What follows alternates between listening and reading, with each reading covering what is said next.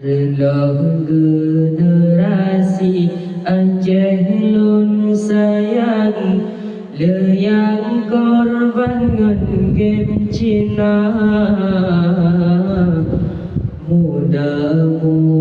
lalengan permainan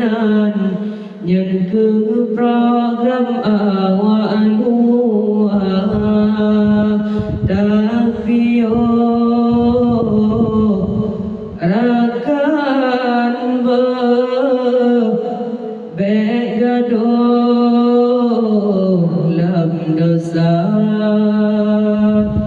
tipu daya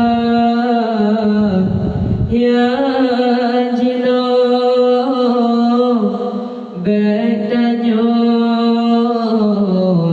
gereja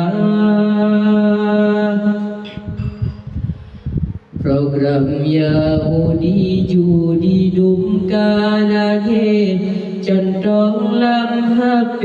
nyata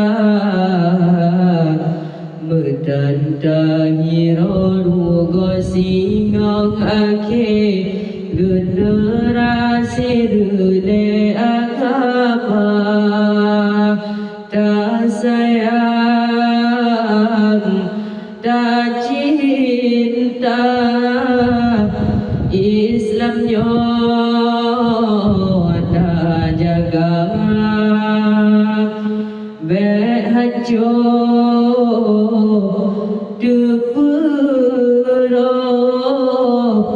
melabur dalam dosa Relong generasi Aceh lun sayang Leyang korban ngan game Cina Muda-mudi lalengan permainan Yang ke program awak luar Tapi rakan bergaduh lam dosa tipu daya jino bedanya gereja Islam nang syariat menemat gedanya dumna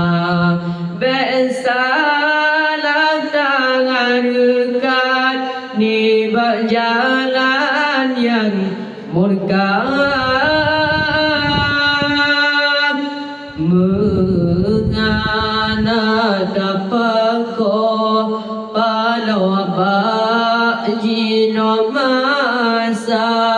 rame pengaruh gadungan game Cina tapi rakan bergaduh lam dosa tipu daya